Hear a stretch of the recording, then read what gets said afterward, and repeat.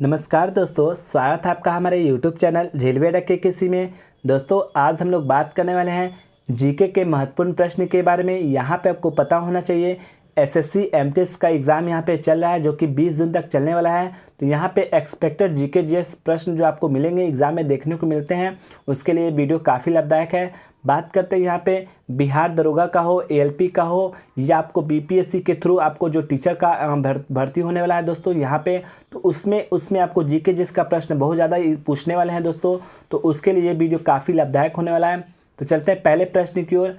पहला प्रश्न है दोस्तों, राउरकेला इस्पात कारखाना तथा भिलाई इस्पात कारखाना किस पंचवर्षीय योजना के काल में स्थापित किया गया था। दोस्तों ये जो दोनों है आपको इस्पात कारखाना स्टील फैक्ट्री है जो कि राउरकेला जो है आपको उड़ीसा में है, ये याद रखेगा।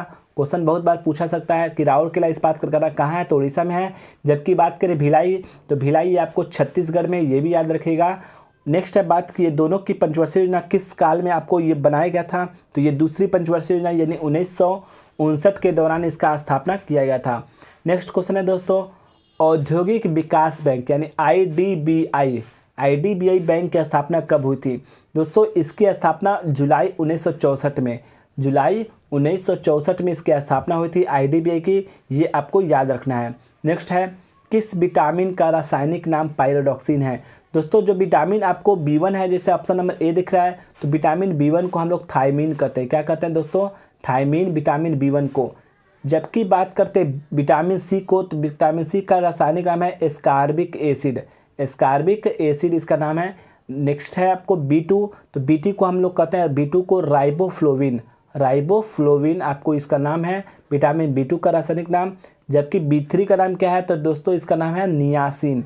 विटामिन B3 का नाम क्या है, रासायनिक नाम नियासिन। तो पायरोडक्सिन किसका नाम है दोस्तों? विटामिन B6 का नाम है, जो कि ऑप्शन नंबर ई हो सकता है दोस्तों, ये याद रखिएगा। B6 का नाम आपको पायरोडक्सिन है। नेक्स्ट है अमेरिका के स्वतंत्रता के लिए किस संधि द्वारा माना गया है।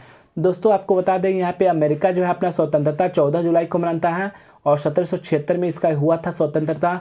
तो ये आपको पेरिस की संधि के द्वारा माना जाता है दोस्तों, याद रखिएगा।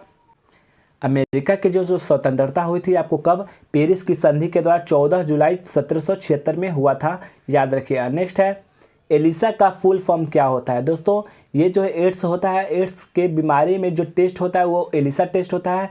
और इस एलिसा का फुल फॉर्म होता है एंजाइम, एल से लिंक्ड, आई से इम्यूनो, एस से सॉर्बेंट, ए से एस। तो enzyme linked immuno sorbent S, याद रखिएगा। विश्व एड्स दिवस जो मनाया जाता है दोस्तों आपको 1 दिसंबर को मनाया था, ये याद रखिएगा, विश्व एड्स दिवस 1 दिसंबर। नेक्स्ट है 6 नंबर प्रश्न है, ट्रैफलगर का युद्ध कब हुआ था। दोस्तों ट्रैफलगर का युद्ध हुआ आपको 1805 में, यानी ऑप्शन नंबर बी यहाँ पे बिल्कुल सही जवाब है। बात करते हैं 1815 में क्या हुआ था। दोस्तों यहाँ पे वाटरलू का युद्ध हुआ था, ये भी याद रखिएगा। बहुत बार क्वेश्चन पूछता है कि वाटरलू का युद्ध कब हुआ था, 1815 में हुआ था, याद रखिएगा। नेक्स्ट है 1854-56 में क्या हुआ था, क्रीमियन का युद्ध हुआ था दोस्तों। क्रीमियन का युद्ध जो हुआ था 1854-56 में हुआ था। और 13 अप्रैल 1919 को आपको यहाँ पे आपको जालियांवाला बाग हत्याकांड हुआ था। नेक्स्ट है लोनावाला पर्वतीय नगर है जो कि किस राज्य में है। दोस्तों आपको बता दें ये जो है घूमने वाला शहर जगह है, पर्वतीय नगर है लोनावाला, ये आपको महाराष्ट्र में, ऑप्शन नंबर ए यहाँ पे बिल्कुल सही जवाब है। बात करते उत्तराखंड में आपको घूमने वाला है रानीखेत है, हरिद्वार है, ये सब आपको नैनीताल है, ये सब आपको घूमने वाला उत्तराखंड में, याद रखिएगा। नेक्स्ट है हिमाचल प्रदेश में कुल्लू मनाली, याद रखिएगा। लाहौल स्पीति, याद रखिएगा। ये सब क्वेश्चन आपको हिमाचल प्रदेश से पर्वतीय नगर है। जबकि पश्चिम बंगाल की याद रखिएगा दार्जिलिंग का चाय भी आता है, आपको याद होना चाहिए। तो दार्जिलिंग जो एक पहाड़ी इलाका है, पर्वतीय नगर है, जो कि पश्चिम बंगाल में स्थित है। नेक्स्ट है घुड़सवारी के खेल परिसर को क्या कहते हैं। दोस्तों जो आपको घोड़ा जिस खेल परिसर में घोड़ा आपको घुड़सवारी करते हैं, तो घुड़सवारी के खेल परिसर को आपको एरिना कहा जाता है दोस्तों। क्या कहते हैं इसको? एरिना, जो कि आपको ऑप्शन नंबर सी यहाँ पे बिल्कुल सही जवाब है। बात करते हैं ऑप्शन नंबर ए क्या है, डायमंड है। तो डायमंड के किस खेल के परिसर को कहते हैं, तो यहाँ पे बेसबॉल होगा दोस्तों। क्या होगा? बेसबॉल जिस खेल परिसर में खेला जाता है उसको डायमंड कहते हैं। जबकि बात करते हैं बेलोड्रम का, तो यहाँ पे आपको साइकिलिंग जिस खेल परिसर को मैंने होता है उसमें आपको बेलोड्रम का उसको नाम कहते हैं। जबकि खो खो हुआ, कबड्डी हुआ, ये सब आपको कोर्ट में होता है, खो खो कबड्डी। नेक्स्ट है इटली और ईरान के सरकारी दस्तावेज को किस नाम से जानते हैं? दोस्तों इटली और ईरान जो है वो ग्रीन बुक के नाम से सरकारी दस्तावेज को जानते हैं। याद रखें, इटली प्लस ईरान ये दोनों आपको ग्रीन बुक में आपको याद रखेगा, ग्रीन बुक से संबंधित ये दस्तावेज है। जबकि ब्लू बुक से क्या याद रखेगा?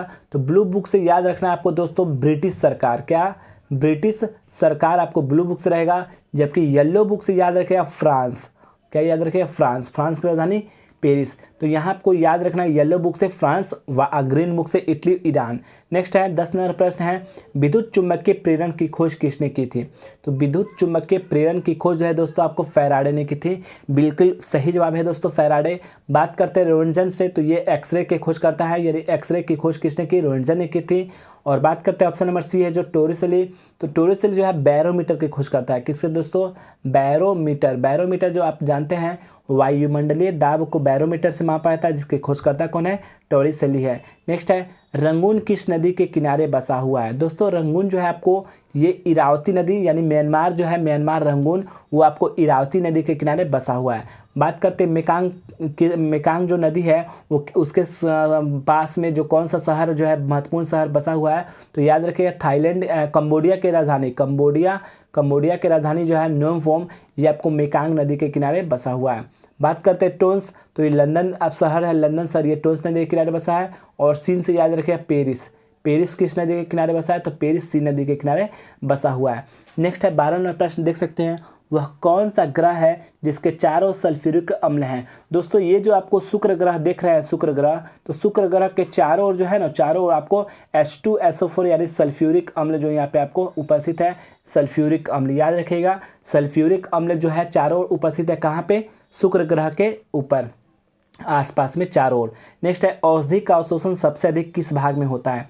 दोस्तों आपको बता दें औषधि यानी कि मेडिसिन यानी दवा का अवशोषण सबसे अधिक जो होता है आपको अमाशय में होता है, यानी एस्टोमक में होता है, पेट में होता है। दोस्तों याद रखिएगा एस्टोमक, याद रखिएगा अमाशय, जहाँ पे औषधि का सबसे अधिक अवशोषण होता है। नेक्स्ट है मालवा, गुजरात और महाराष्ट्र को किस शासकों ने पहली बार जीता? दोस्तों आपको बता दें मालवा और गुजरात और महाराष्ट्र ये तीनों शहर को सबसे पहली बार, तीनों राज्य को सबसे पहली बार जो आपको चंद्रगुप्त मौर्य ने इसको आपको शासन किया था, यानी इसको जीता था चंद्रगुप्त मौर्य ने। और इनको याद रखिएगा चंद्रगुप्त मौर्य जो है मौर्य वंश के संस्थापक माने जाते हैं।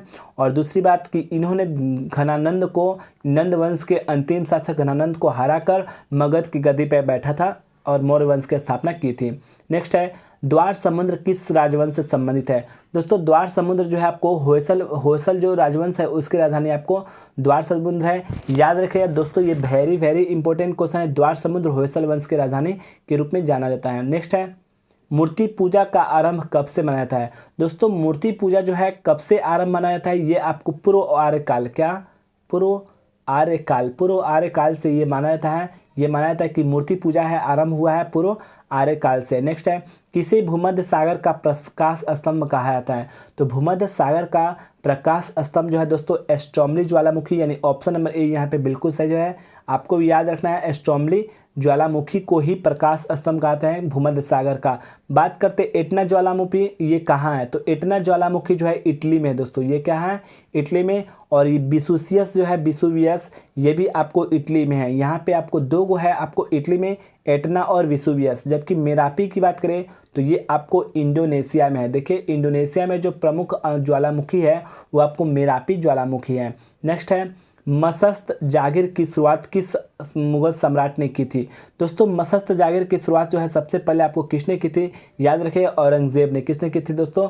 औरंगजेब के द्वारा मशस्त जागीर की शुरुआत की गई थी। याद रखिएगा औरंगजेब। इसके शासनकाल में सर्वाधिक हिंदू आपको इसके सेनापति जो थे आपको हिंदू थे। नेक्स्ट है स्वर्णिम चतुर्भुज के अंतर्गत राष्ट्रीय राजमार्ग की लंबाई कितनी है? दोस्तों जो स्वर्णिम चतुर्भुज है उसके राष्ट्रीय राजमार्ग की लंबाई जो है टोटल 5846 किलोमीटर, यानी 5846 किलोमीटर, यानी ऑप्शन नंबर बी यहाँ पे बिल्कुल सही जवाब है दोस्तों। इसको भी याद रखें एनटीपीसी के सेकेंड फेज में ये एग्जाम में आया था। स्वर्णिम चतुर्भुज योजना के अंतर्गत राष्ट्रीय राजमार्ग की लंबाई कितनी है? 5846 है। नेक्स्ट है बिहार जलप्रपात कहाँ स्थित है? दोस्तों ये आपको नाम से पता चल रहा है कि बिहार जलप्रपात बिहार में होना चाहिए, लेकिन ऐसा नहीं है दोस्तों। बिहार जलप्रपात ये आपको राजस्थान में है। राजस्थान सरकार के द्वारा बनाया गया था बिहार जलप्रपात, जो कि आपको याद रखना है। नेक्स्ट 20 क्वेश्चन था दोस्तों। अगर वीडियो पसंद आए तो लाइक कीजिएगा, चैनल पे पहली बार है तो सब्सक्राइब कीजिएगा। ऐसे ही वीडियो के लिए हमारे पास हमसे जुड़ जाइए दोस्तों। मिलता है नेक्स्ट वीडियो में। जय हिंद दोस्तों।